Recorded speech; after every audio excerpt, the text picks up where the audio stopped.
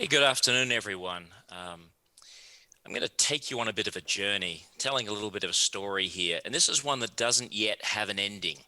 And we're all living this story. And so it's got to start, just like all stories do. It's going to be a little depressing for a start. It's got a big middle, and there's a lot of possibilities in here. And you're all going to help shape what the ending of this really needs to look like. So let me start off and say it's pretty clear that climate change today, post-COVID, is probably the greatest threat facing mankind. And we think, wouldn't it be great if there's a scalable path that creates dramatic reductions in greenhouse gas emissions over the next decade that also generates dramatic and sustainable revenue and impact on the planet? So my name's Steve Meller, and I'm the co-founder and CEO of CH4 Global, where we believe we're solving what are one of the key scalable ways to impact climate change. So the first is we've got to admit we have an issue. This is a quote from Barack Obama, which I think is a really important one. Obviously highlighted in red is what I want you to pay attention to. It is urgent and is getting more so every day. And I want to try to share with you what the level of that urgency really is. This is a simple graph from the United Nations GAP report, which they issue every year. Has 4 lines on it. The gray line would be if we did nothing about climate change, and it shows where we'll be in terms of the gigatons or billions of tons of carbon dioxide emissions on an annual basis, back from where we were in 2015 when the Paris Accord met and set in place goals. Now, all the countries in the world back in 2015 set some emissions targets, New Zealand included. You'll see that red line. Good. Important piece about that red line is it doesn't set us on a 2 degree centigrade pathway. It doesn't set us on a 1.5 degree centigrade pathway. That's if we meet those Paris commitment goals. So are we on the path to that? The answer is not really. These are 2 headlines just from the last 2 months. The one on the left is from the United Nations website. Pretty compelling when you go and read the article that the world is still a long way off, quote unquote. There's even an article from New Zealand here in the New Zealand Herald back about a month ago. Importantly, New Zealand's emissions are actually rising compared to other countries in here. So even if we met the Paris goals, we have an even bigger problem. And that problem is on the left, you'll see Paris commitments, all of these words on here, current policies that I had on the other one, and these NDCs, these nationally determined contributions, which are voluntary. These are the ones that countries offer up, did so in 2015, will so again in Scotland later this year in COP26. But on the right, what's important is what are those emissions going to be in 2030? And you'll see that Paris commitments lead to about a 10 gigaton. If we meet them, will lead to about a 10 gigaton reduction in carbon dioxide output on an annual basis. But if you look at what the United Nations publishes every single year in print, if you want to stay at or below a 2 degree centigrade world in the year 2100, and by the way, 2 degree centigrade is not a very good future. You have a third of the species on the planet that don't exist. You have most of the coral reefs on the planet do not exist. They've been bleached and are gone. Large areas that are used for agricultural basis in the United States and across Europe no longer exist. It's not a good world, but it's the best target we have today. But in order to meet that, there is an incredibly large gap between if we met the Paris goals and where we need to be in the year 2030, and it's 13 gigatons. And so what I want to do now is I want to sort of take you on a bit of a journey and say, well, what's it look like? How big is 13 gigatons? Again, assuming we meet the Paris goals. So let's give you a couple of examples. That's where we are, that's 0, and that's our target of 13. Well, we could switch every one of the 1.4 billion vehicles on the planet to an electric vehicle tomorrow. Can't really do that. It's impractical. There isn't enough rare earth metals to build all of the batteries, and you need to dig them out of politically and geologically sensitive areas of the planet using diesel fuel. But leave that aside. Leave it aside that you'll have 1 billion vehicles of waste. Just assume you could magically do it. That nets you 6.4 billion tons of carbon dioxide or 6.4 gigatons. Not even halfway to the gap if you electrified every one of the vehicles on the planet. That's how big that problem is. So give you a second one. How about you shut off all of the coal-fired power plants in the world and replace 2,400 and maybe 30 of them, replace them all with generated electricity from wind and solar. Again, impractical. If you shut off the coal-fired power plants, about 40% of the world's population no longer has electricity, but magically there's wind and solar. And unfortunately, magically, there's enough batteries to store it all. Where does that get you? 11 gigatons. Still doesn't close the gap we have if we meet the Paris goals. Give you another shot at it. Shut down all construction of every type, commercial, residential, and shut down all manufacturing of everything that you go buy at the stores and beyond.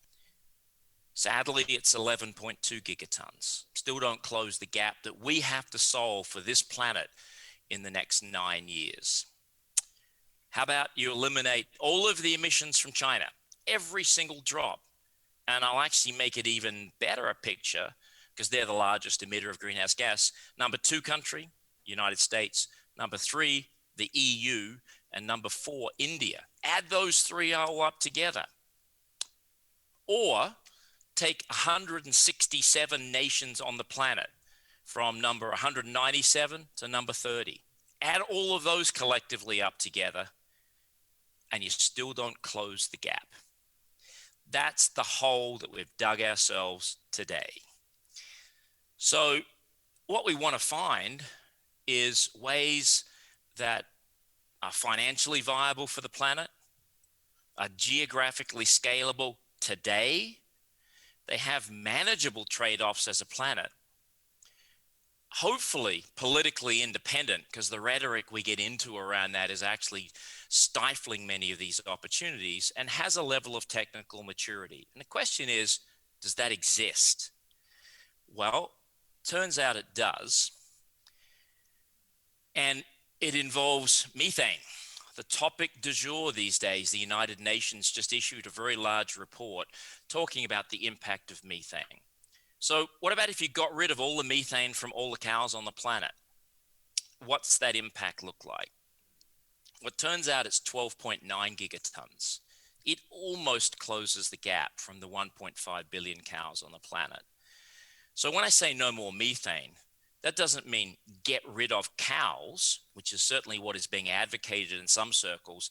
That's also not practical, given the fact that today we consume 200 million tons of protein on the planet, and in 2040, for a population of 9 billion, we need 200 million more tons. So taking away a food source that is the largest protein source on the planet today is just simply not reality nor practical. But there are other ways to do it. So we ask ourselves, the question is, are there things that work that could eliminate methane from cattle and other ruminants, sheep as well? Are they safe? And importantly, are they scalable in this next time frame?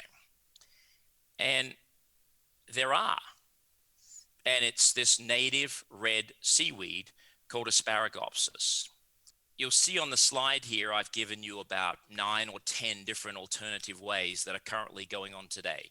New Zealand, for example, has great programs going on other alternative grasses and breeding programs, which is successfully done in sheep, vaccines. But there are also devices that people put on cows to absorb methane from here. There are probiotics looking to modify the rumen bacteria. There are other supplements that utilize a variety of natural materials. There's even synthetic chemicals that are being used in here. They're all 30% or less in terms of their ability to reduce methane on their best day in the studies that have been run. But if you look on the right, this native red seaweed I'll share more on shows 90+% efficacy in trials that have been run on beef cattle, dairy cattle, and sheep. So what is Asparagopsis? There are in fact 2 versions, a warm water one and a cold water one. They are native to Australia and New Zealand. In fact, the cold water version is uniquely native to both countries. In terms of, if you look in the middle, this fluffy red seaweed in here, all seaweeds produce naturally occurring substances, these things called halogenated bromines, for which one called bromoform is an example. But Asparagopsis is unique in that it actually stores and concentrates these levels of materials. And when appropriately processed, given to animals, less than 0.5% of the daily diet eliminates methane production in excess of 90%. You need to use the whole plant. There's no extracts from it. It is an entirely natural product. There's no chemicals added to it, and the only thing removed is water. You need to be really careful how you process it in order to retain this bromoform inside of these cells so that you can, in fact, actually use it in animals. It also shows, in addition to a reduction in methane, it shows an improvement in feed efficiency for the animals. And all of the data to date, with a few minor exceptions, would suggest that safety is validated for this material. So it works pretty well, appears to be safe. And then we look to what's happened in the last couple of weeks. This is a quote that's come out of a United Nations report that clearly says cutting methane is the strongest lever we have to slow climate change in the next 25 years. And part of the reason for this is it lives for about 12 and a half years in the atmosphere. So it's short-lived. So if you could eliminate it from cows, not only could you dramatically reduce methane levels and therefore carbon dioxide equivalent levels dramatically on the planet, you can actually help move the temperature into a cooler one. So here we are, 12.9 gigatons annually closes the gap from the 1.5 billion cows on the planet. And it's in excess of a $1 trillion market that does not exist today. But for the planet's security, needs to exist in the next 9 years. Cows, whether we like it or not, is the second largest global sector for greenhouse emissions behind energy, more than transportation put together. So what we're doing at CH4 Global is building the first, what we call market demonstration facility. This is not in a lab bench. This is very large scale of things, and trying to work out how do we optimize the end-to-end processing from aquaculturing seaweed, both in tanks and in the ocean, through all of the processing, through all of the formulation work, and actually then working with end-stage customers. So I asked myself, the question is, how could this benefit New Zealand? And it's pretty readily obvious when you have 10 million cows and 22 million sheep that you could dramatically change the face of agriculture. You don't have to go down by 15% cows, as was put forward in the climate change report. You have the ability to actually eliminate methane reduction from cows or ruminants, or essentially eliminate it. Create a multi-billion-dollar new aquaculture industry. It doesn't compete with the others. In fact, you can enhance the ability to grow fish such as salmon in aquaculture. Creates tens of thousands of new jobs in New Zealand, dramatically increases the GDP. The New Zealand market alone is in excess of $8 billion. Huge impacts on the environment, both from a land standpoint, cows being far more efficient, from an atmospheric standpoint of less methane and therefore impact on global warming. By the way, it's 86 times more impactful on global warming than carbon dioxide over the next 20 years. So it needs to be, which is why the United Nations put the report out saying it really needs to be the focus for here. And from a New Zealand standpoint, if you looked at the impact of the 10 million cows and the 22 million sheep in New Zealand, and you could eliminate it tomorrow and scale that business, you could actually take New Zealand to carbon neutral. So where we are at CH4, this is our mantra. What if we could delay the impending climate crisis? Put money in aquaculture and dairy and beef farmers' pockets. This generates revenue for them. Improve the lives of Indigenous people wherever we work. Help improve the world's oceans, reduced ocean acidification, reduced eutrophication from nitrogen and phosphorus, and make more protein available in the food chain. And we think not only is it possible, we believe that we can do that all with one approach. So I'm happy to take any questions. Are there regulatory barriers preventing Asparagopsis growth, harvesting, and use? Great question. There are certainly regulations that have to be satisfied in every jurisdiction around the world. What I will tell you is there is currently only one country in the world that has approved Asparagopsis for use and methane reduction claims, and that's Australia. So Australia is currently approved for use. We are working in New Zealand to discuss how this may go to market. A very good question, how much would we actually need? If you went to a map, visualize it in your mind, drew a circle around the islands of Fiji, that size dot is how much we need to supply 1.5 billion cows around the world. It's a lot, but it's actually about the same amount of seaweed that's already grown and consumed for human use today. So it's not like we have to do something that's an order of magnitude or massively greater in scale. Does it destroy aquatic life? Actually, it improves it. You must grow it in regions in which it is native. And if you're growing it in aquaculture, it actually improves the ocean by removing excess nitrogen and phosphorus from agricultural runoff. It removes excess nitrogen from finfish in particular that are outputting it, so you can actually get potentially increased yields of salmon and growth. It removes carbon dioxide dissolved in the water, so you reduce ocean acidification. They are dramatic benefits in here. It's been shown for any seaweeds that it rehabilitates natural regions within there. Someone asks, what form is it consumed in? Is it processed into a feed or similar? Imagine that seaweed is processed into a very fine powder, and it can be simply, for feedlot cows, it can simply be mixed in. So it's less than 0.5% of the total diet. So if a cow eats 10 kilos a day, gets 50 grams of this. Someone also asked, is it in a bolus? And the answer is, depends on the cow. Beef feedlot cows, it can be mixed into the feed because they graze all day. Dairy cows, it'll end up being a bolus for formulations we've developed that'll actually release it continually over the 24-hour period. And then grazing cows that you don't see every day, there's a completely different set of formulations that we've developed in there as well. Someone's asked, what's the not so big potential safety issues? There aren't any. I gave that because there are certain parts of the value chain that don't really want to see this be successful. They have their own reasons, politically, academically, and corporate-wise. But the reality is the data that's been generated is overwhelming in terms of the safety profile. None of the material appears in milk. None of the material appears in beef. And there are very solid arguments from some of the best pharmacologists and testing individuals around the world to say why that should be the case. There have been one study run recently where somebody massively overdosed it purposefully, published it as a scientific article, not a particularly good one. It's been criticized enormously, where they found in one cow evidence of some minor issues, what I'll call minor in here. It's not been reproduced or repeated by anyone else. So the overwhelming data says it works and it's safe in terms of its use. Reduces methane. How does it reduce nitrate leaching? It does not.